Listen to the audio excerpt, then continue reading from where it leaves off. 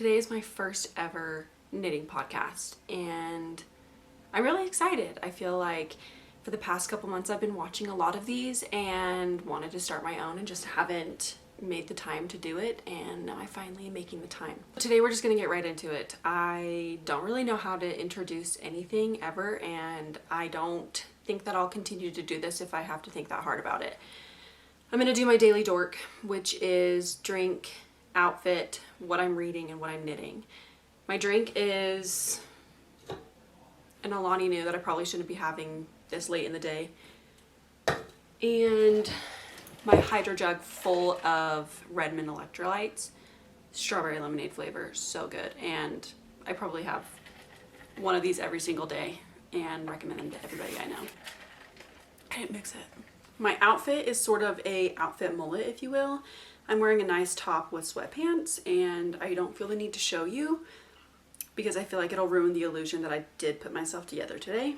What I'm reading is Alchemized by Senlin Yu, I think, but I don't know if she has a, Senlin Yu, Alchemized. For those of you who are familiar with her fan fiction work, Manacled, that is what the book is based on, and it is so good. However, since having a newborn, if you're new here, I just had a baby 7 weeks ago, but since having a newborn, I have not been able to read, knit really, barely have time to shower. To be honest, this podcast and my other socials are an effort to get myself to be doing those things every single day because it's what I want to be doing.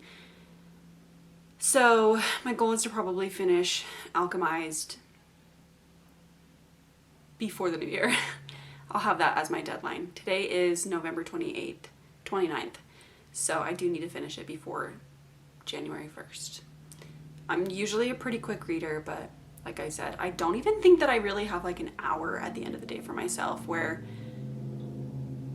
I feel like I can dedicate it to just one thing because my brain's like, oh, I should read my book, or I should knit, or I should do my nails, or I should clean my entire room, or I should get ahead of my laundry and get that started or done.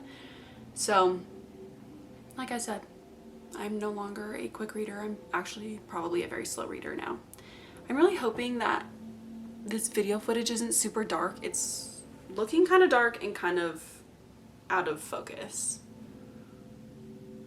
So forgive me, this is the first time and my husband and I are sharing the same camera, so I'm sure his settings are far different from what I would have for myself. So if it ends up being bad, I might have to have a chat with him. Let's talk about why I'm starting this podcast.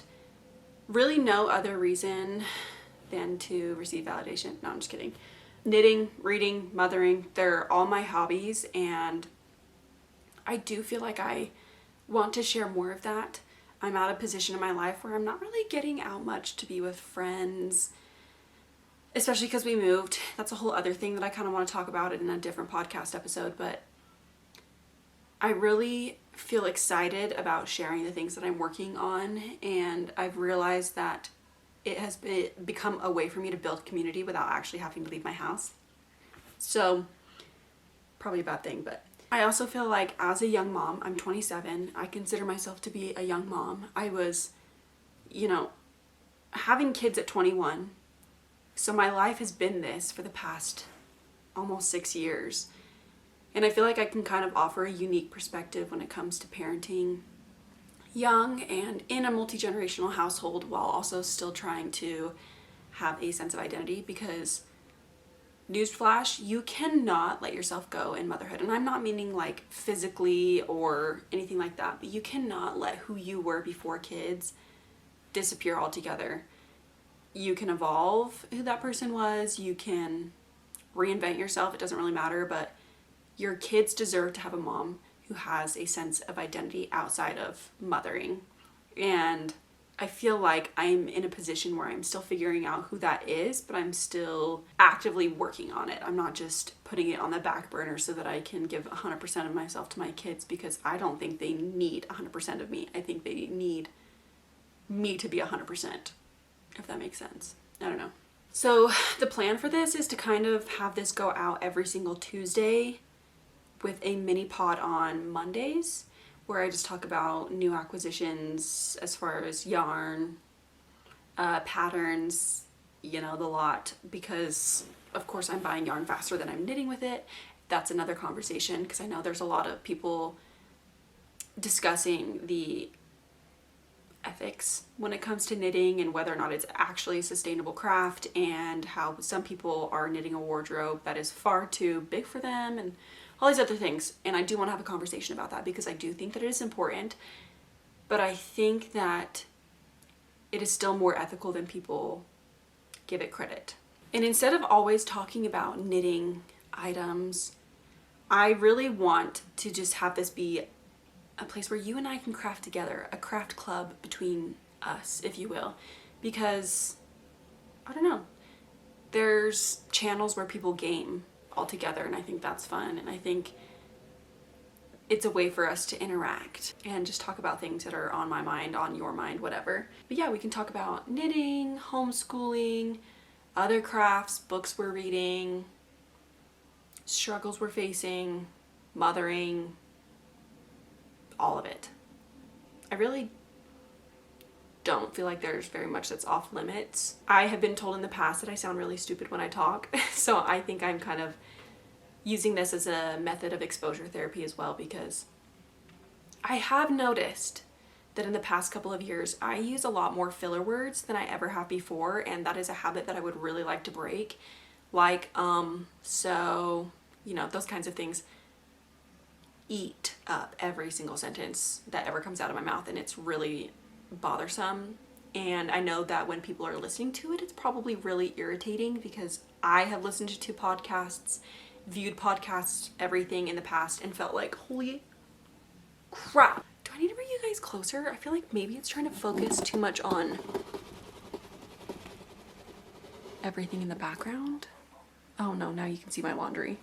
It just feels so dark. Does it not feel dark to you guys too? Maybe there's a way for me to edit it in the back end, but... Oh, I never showed you guys what I was knitting. Okay, I am knitting, I think it's the Winterland, potentially, the Winterland shawl, and I am making it for my mom. I'm gonna try and put you guys on me to see if I can knit at the same time that we're chatting. But I am knitting this for my mom. She asked me a couple months ago to knit her a shawl. I don't know why. She lives in Arizona, so what business does she have wearing a shawl? But anyways, I don't dictate what I make for people, especially my mommy. But this is actually, I think, my last gift knit for anyone in my family besides my kids and my husband and myself, because it really does eat up a lot of time to work on these projects. This project alone, I started right before I had my daughter Salem, and that was what, almost 7 weeks ago, 7 weeks tomorrow, which is crazy to think about. I cannot believe that she's going to be 7 weeks. It makes me sick. Postpartum every single time gets shorter and shorter, and the newborn stage gets shorter and shorter, and it freaks me out because I feel like all my babies are growing up way faster than I thought they would.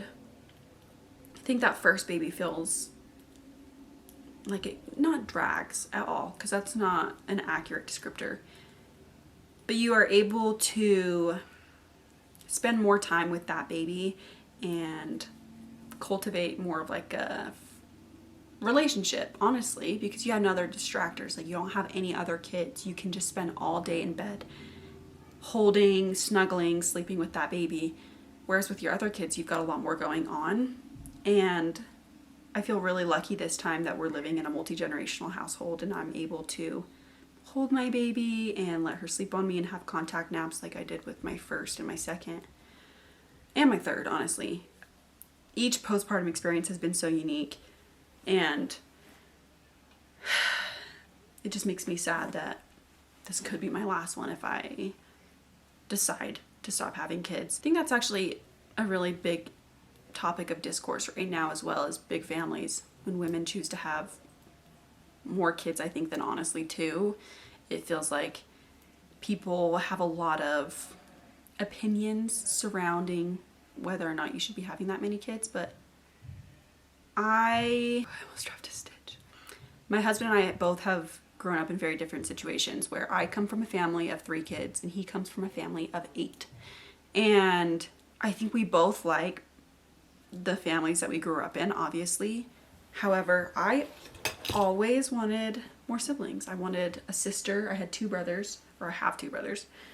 Not to kill one of them off, but I grew up with 2 brothers and it was awesome. However, I have a lot of friends who have sisters and I feel like they have completely different relationships with their siblings than I do. And it's not anything better or worse. It's just different. And I remember as a kid begging my mom to please get pregnant. I didn't know she had a hysterectomy. Couldn't have more kids physically, but I just remember thinking, wow, I would really love a sister. And there are times where I'm actually really glad that I don't, because then I'd have to share my dad, and my relationship that I have with my dad I feel like is a lot more unique than, you know, families with multiple girls. But anyways, that's kind of not that important to chat about. Back to the shawl, because I actually don't know how we got to where we're at right now.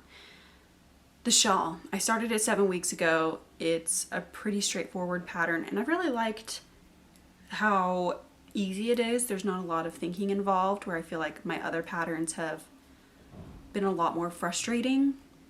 I believe it's just, what is it? 60, you work increases until you get to 120 stitches on your needles, and your increases are every other row.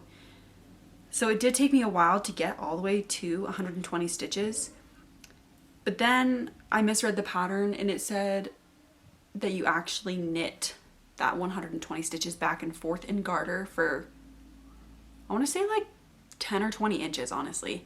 And I kept thinking, wow, this shawl's almost done. I'm almost at the end of my increases. And then I read the part where it said, now you have to knit for 10 to 20 inches. And I was like, oh, okay, this is gonna take forever. So I did not do 10 to 20 inches. Because garter stitch grows, I feel pretty confident that when I block this, I won't be able to stretch it to 10 or 20 inches, but I will be able to get that width in the back that I think my mom is looking for. Otherwise, it would have grown so much more, well, more honestly than my mom could have managed to wear. It would have been like a blanket at that point. So I am almost at the end of my decreases, which means that I'll be able to sew in my ends, wash it, or I guess soak it. I'm not really gonna wash it. It is pretty mongo. I don't know, hopefully my mommy likes it. But it's almost done. I'll wash it, block it. They're coming here for Christmas, which will be so fun.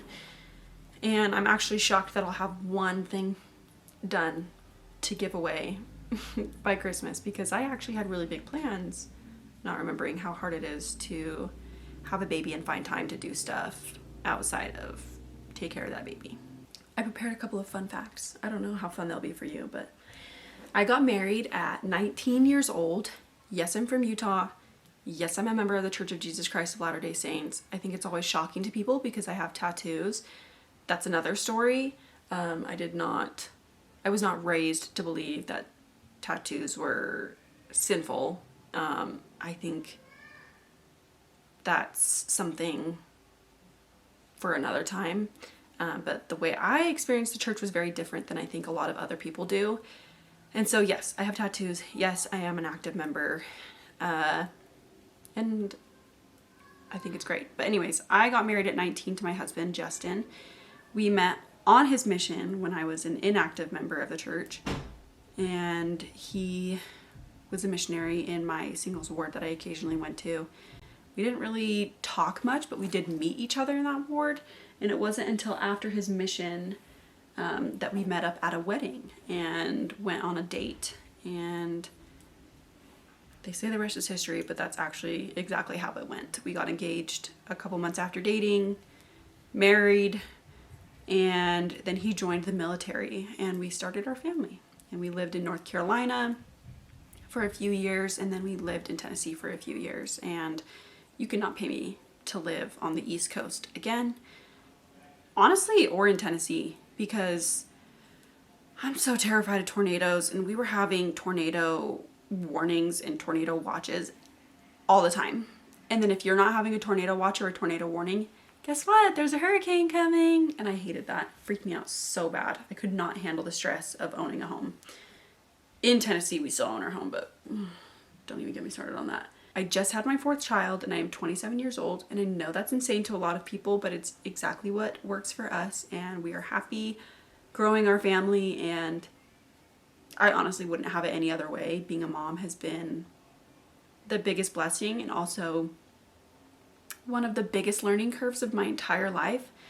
It has forced me to be extremely patient, and I think that's actually something that not a lot of people are willing to admit, is that they weren't probably very patient people before having kids. And that was me. I have ADHD and cannot be medicated for it while breastfeeding, obviously. And so it has caused me to come up with unique solutions, i.e. knitting, to help me find a little bit of a rhythm and peace in my day that does not involve me caring for another human being. I mentioned a little bit that we are in a multi-generational household. So my husband exited active duty military almost 2 years ago, and we moved from Tennessee to southern Idaho. And when we moved from Tennessee to Idaho, we moved in the middle of the housing market just being absolutely crap, and we were trying to sell our home in Tennessee while we started living here, and it never sold. It sat on the market for like 6 months, and so we decided to stay here with his parents, who had just bought this really awesome 900-acre farm and needed help running and managing things and farming it.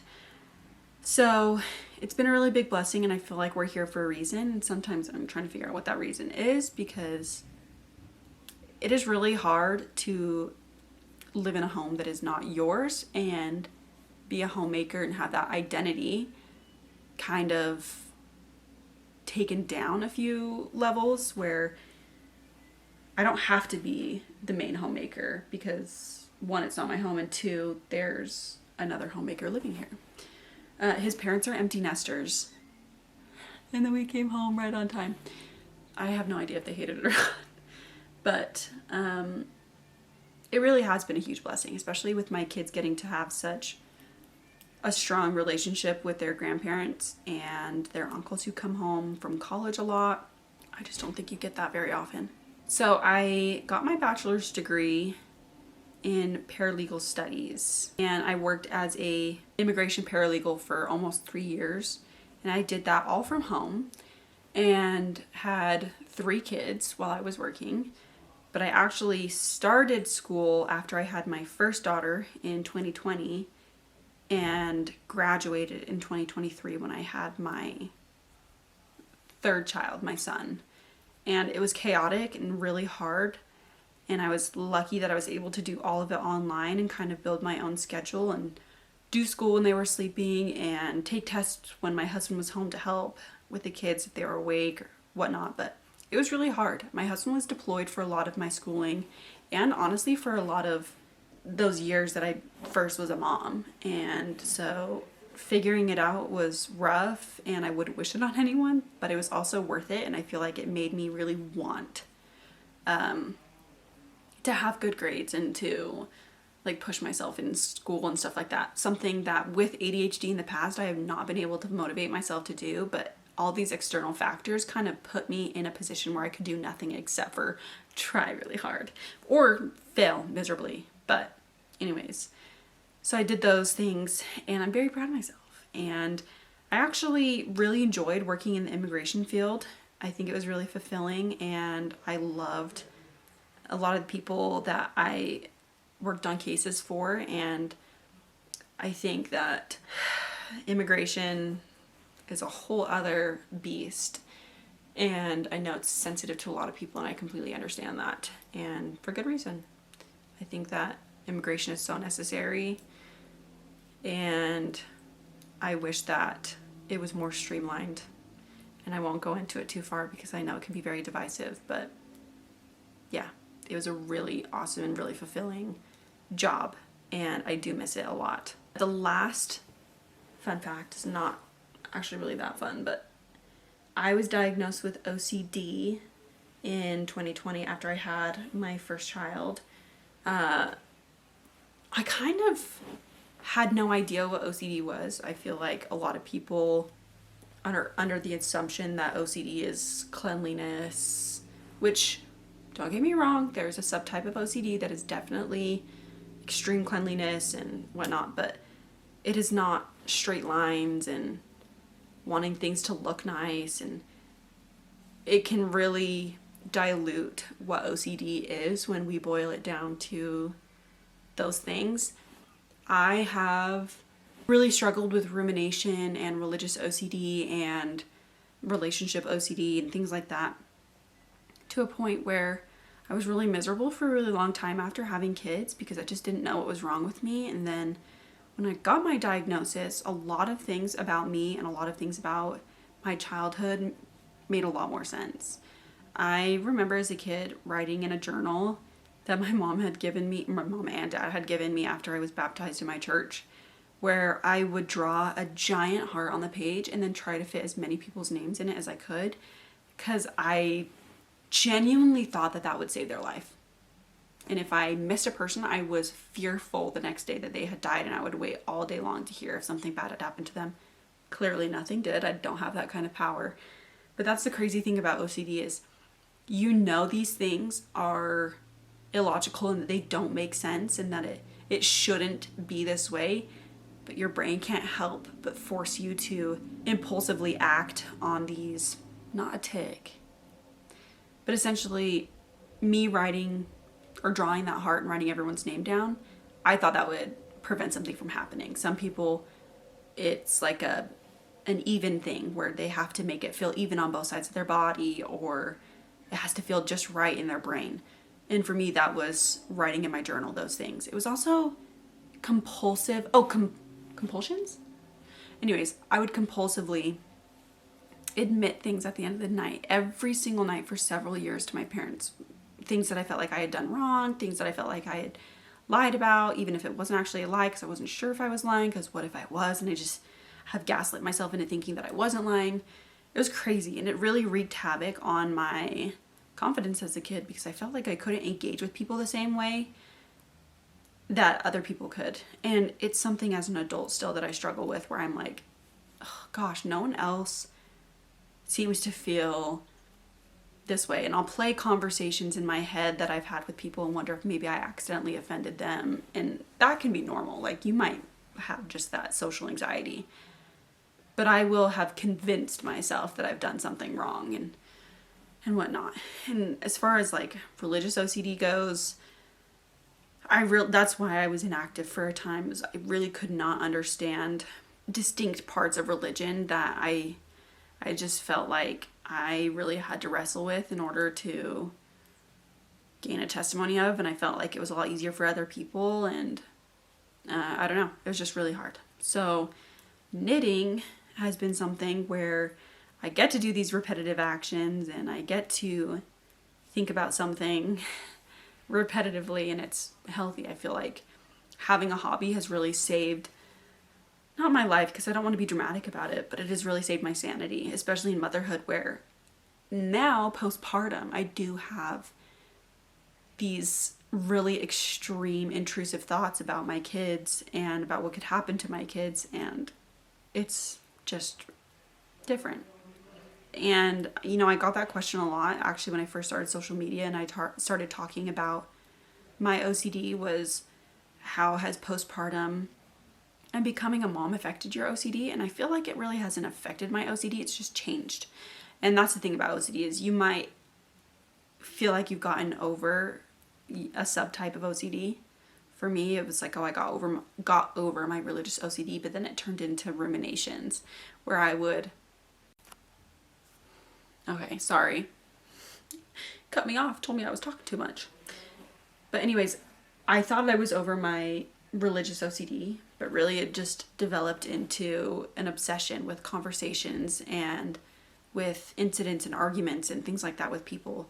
And to be honest, that rumination and obsession has become a million times harder than my religious OCD ever was. But even harder than that has been my postpartum OCD, where I'm thinking about kids. I cannot hear stories, and honestly, I wish that there was a little bit more of censorship when it comes to sharing things about children, especially gruesome stories, because I just can't handle it. And it's crazy to me that people without OCD can even stomach it. And I'm sure it's not stomach it in a way where it's palatable or they have just accepted that these things happen. But I feel like obviously it does not affect us the same. Someone might be able to see those things and just move on with their day because they have no ties to the situation. But I will think about a situation for days, weeks, months. I'll imagine my kid in those scenarios, or strangely enough, imagine myself carrying out those things. And I'm like, that is not who I am, but what if I am that person? It's just, and I should shut up because this is going to get me put on a list. But knitting has helped me to kind of replace a lot of the time that I would have spent doom scrolling or coming across those videos or just thinking about it, or you know what I mean? Maybe you don't know what I mean. Maybe this is really an uncomfortable conversation for you to be having with me. One-sided. But anyways, this was supposed to be like a really cozy podcast, and I feel like I've just rambled. But it's my channel, so if you don't like it, leave. We've come to a good point for the day. I don't really know how long I should have these episodes be. I personally can watch like a 30 to 50 minute podcast while I also knit, or while I do my laundry, or while I do the dishes and clean and stuff like that. And so I really enjoy super long form content. But I would like opinions and your input on whether or not I need to be a little bit shorter with these videos. My feelings won't get hurt. I also think maybe I'll be able to structure these episodes a little bit differently in the future so that they're a little bit more cogent and cohesive. But thanks for letting me chat, guys. I'm hoping this goes up on Tuesday. And my plan is to have something up every single Monday and Tuesday, like I said. We'll see how that goes.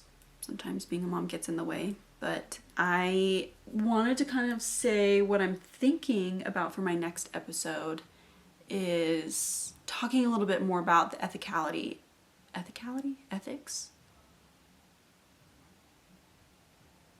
Ethicalness? Anyways, I'm not an English major, clearly.